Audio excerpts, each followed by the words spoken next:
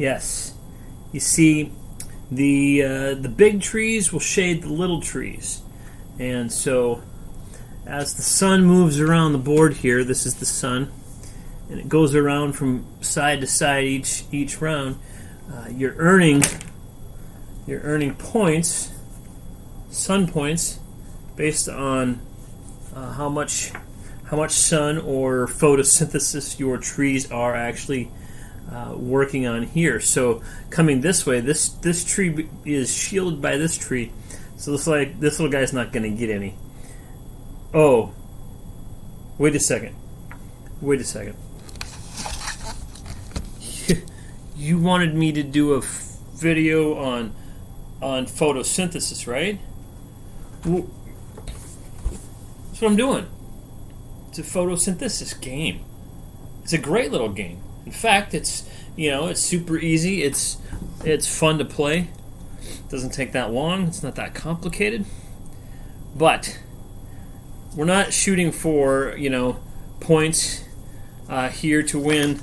We're not planting little things to try to see who can grow their trees the largest, subsequently harvesting them, getting points, and that's kind of thing. No, we are actually here to talk about photosynthesis. Right, not the game. Again, it's a great game. I would recommend it for sort of like a gateway game, but that aside, that's not what we're talking about. We are talking about photosynthesis, as in the chemical process by which plants convert the sun's energy, the light, into food, both for them and as a byproduct, us. So it's nice that we get to share in this relationship with plants. Otherwise, we would die. Yep, we would die. The idea that we can't create our own oxygen, we have to breathe it in. Well, where does that oxygen come from? Photosynthesis. And so I want to just describe that process, go through that a little bit, not super technical and chemical speaking, but the idea of photosynthesis, putting together with light, like literally that's what that word means. Synthesis, so putting together, photo with light, putting something together with light.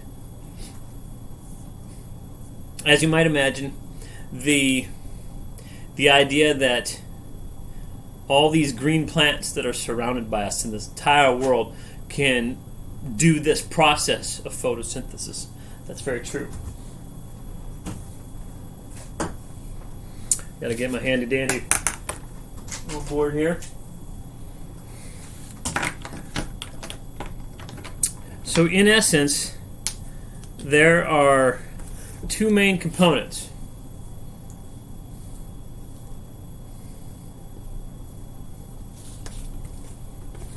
Carbon dioxide, water. These two things, combined with the light of the sun, will go through that process of photosynthesis. Now, where do plants get carbon dioxide? Very simply from the air, from the atmosphere. We breathe it out. Even though our breath, there is some oxygen left in what we breathe out, but mainly speaking, ourselves and other mouth breathers will breathe out carbon dioxide as a waste product because we don't need it. So the plants then can use it. They can get that from the air. The other component is water. Where does the plant get water? Well, that's the root system. You're going to get plants that have the roots, and the vascular tissue is going to draw up the water. And so at any given moment, a plant will have carbon dioxide from the air, water from the root system, and then light. There are other factors that might determine how much or how little photosynthesis can actually take place. You're talking in the amount of sunlight. You're talking the size of the leaf. And so if you've got a tree here that's got full leaves and it's it's in direct contact with the sunlight, you're going to have a maximum effort. But if you've got a small tree, or it's in a large forest, and the smaller trees don't get as much sunlight as the ones at the top.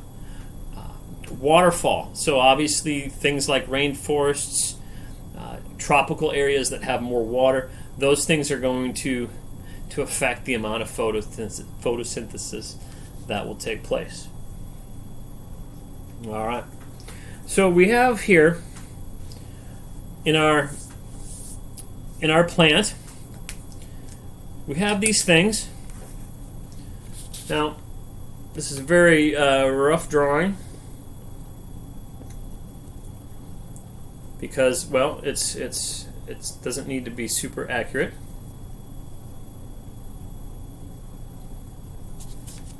This is a cross section of a leaf. So you've got this spongy material here, the mesophyll, and that's going to be the area in which the photosynthesis will take place. I did use green because green is the color by which we know that photosynthesis can take place. Chlorophyll is that word. Chlorophyll then is present in these certain cells, and so that's where all of that is going to take place. So these little holes at the bottom here. Now if this is the leaf like this, these little holes would be on the bottom side, not on the top side. And they are, in essence, small little holes that have guard cells that can be opened or shut depending. And that's where you're going to get exchange of gases. So it's going to let in carbon dioxide. Again, that's one of the things we need for photosynthesis. But it's going to let out oxygen. And so those stomata, those holes, are at the bottom. When a plant uses the light to begin this photosynthesis process, it splits water into two things. Well, water is only two things to begin with, right? So we have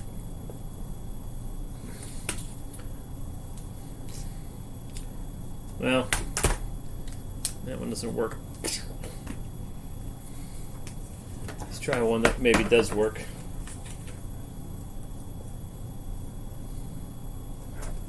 H2O, that can be broken down into hydrogen and then oxygen. So hydrogen, two of them, see, H2O and an oxygen. The oxygen is nice because that's what we breathe. So that oxygen is released then out of those little holes on the underside of the leaf, the stomata. That oxygen is released. The guard cells know that that's stuff that they don't need to keep. It's not under quarantine. It's not prisoned. So they let that oxygen go. That it flies freely into the atmosphere so that we are able to breathe it. Multiply that process obviously by the billions and billions and billions of leaves that are out there. And so, yeah. At the end of this video, there are some staggering numbers that one textbook had written about how much actually takes place, photosynthesis. So we'll get to that in a minute. The other thing, so the oxygen is released. Now we have these two hydrogens here. Well, what in the world do we do with these two hydrogens? All right.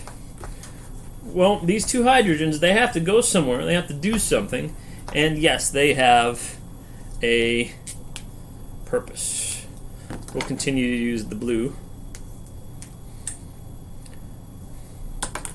So we have our two hydrogens, and they make up two chemicals, ATP and NADP.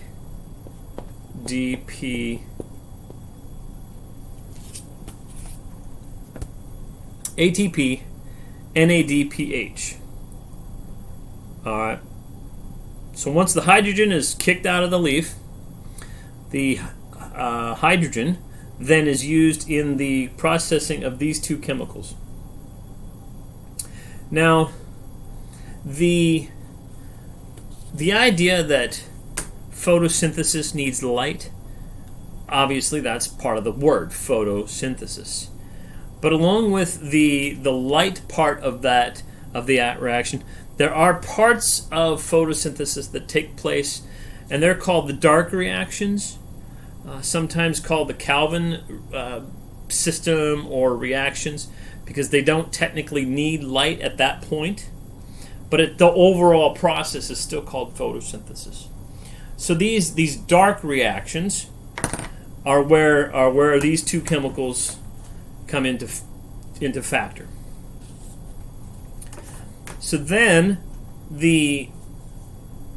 what's left after the the oxygen is left, and then the hydrogen, is that the plant, what it has left then, it needs energy to make this glucose.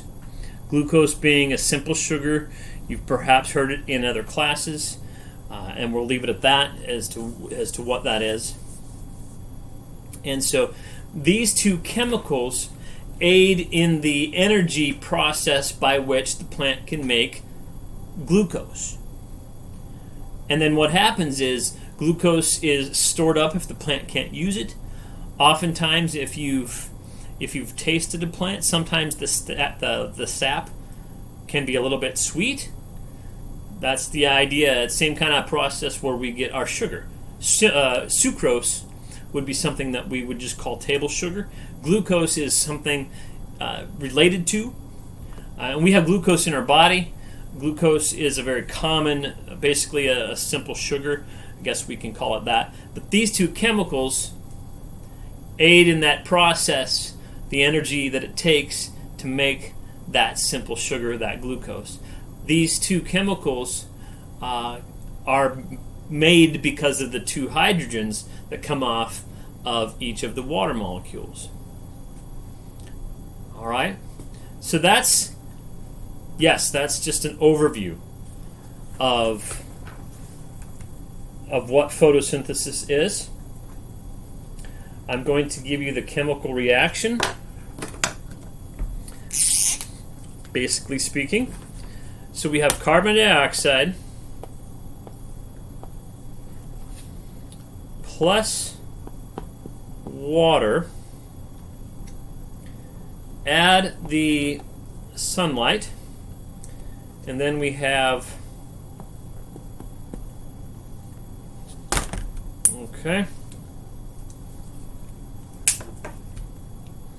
carbon dioxide. Again, that is a gas by which we is in our oxygen, or in our atmosphere. We breathe it out. That's a whole fascinating thing, is how does our blood and our respiratory system, when we breathe in oxygen, but yet we breathe out carbon dioxide. What happens in our body? Save that for another time. That's a fascinating thing. So we have our carbon dioxide plus the water. Again, the water can come from the roots would pull up the water from the soil. That's why water is important to water your plants, all those kinds of things. Then you add this arrow means now these two are combining. Throw in the sunlight. We can put that kind of right there. And then we get, basically, now this whole chemical equation isn't necessarily balanced, but for illustration's sake, this compound right here, CH2O, is your carbohydrates, your glucose, or your sucrose, those simple sugars. That's what was represented here, plus then O2. O2 again being the oxygen that we breathe. Again, keeps us alive. That's very nice. I like being alive. And so this is an overly simplistic view of what takes place in photosynthesis. Carbon dioxide plus the water, you add the sunlight, you're going to get glucose plus oxygen. That's in essence what this is all about. Now, I did mention earlier that One textbook in which I read, there were some staggering numbers as to how much you think. Well, all of the little trees in the world, how much can they produce? By the way, if you play this game, whoa, I'm breaking things. You're gonna have 4 different colors. You're gonna have the blue team, the yellow team, orange team, the green team. But how much does our world produce when it comes to this photosynthesis and this thing? Think about, if you can, 160 billion tons, okay? A ton being 2,000 pounds, 160 billion tons of carbohydrates per year. You're like, in my brain, that doesn't mean anything. Think of a standard textbook. Just a regular textbook, hardcover, just any subject that you're going to have. 60 trillion copies of said textbook. 60 trillion copies. If you were to stack basically from here to the sun, you would do that once, twice, all the way up 17 times. Okay, it's 93 million miles from here to the sun. Okay, that is a lot of textbooks. That's about, in a year, approximately, again, according to this particular source, is you're going to have a stack of textbooks that goes from the Earth to the sun 17 times. That's 1 year's worth of photosynthesis in our world, given all of the trees and the plants that are available. So, you tell me, is photosynthesis something that is we should know about it? Yes, we should. We don't have to get all nitty-gritty and super detailed with all the different chemicals and all that. No, not really. But understand that without it, we wouldn't be able to live. All right. Autotrophs are these plants that are able to produce their own food. These are the ones that are responsible for this producing of their own food. We are heterotrophs. We are consumers. We can't produce our own food, so we have to intake food to get the stuff that we need to live. And so I personally am very thankful that this whole process of photosynthesis is something that is in place. God knew exactly what he was doing. We don't have to tell the trees to do it. We don't have to like wind them up and make sure that they're photosynthesizing all the time. But they're just doing it. We get the byproduct. By breathing that oxygen, we get to live. And so with that in mind, if you are looking for a board game that you'd like to play, this is up to 4 players. Again, it's not that complicated, and so you don't need to be super like nerdy like me and whatnot. But just know that photosynthesis is a fantastic process by which our plants can produce the food that they need, but then as a byproduct, we get the benefit of breathing the oxygen that they don't need. And I just think that's a great deal. All right. So thank you for listening, and enjoy breathing your air today.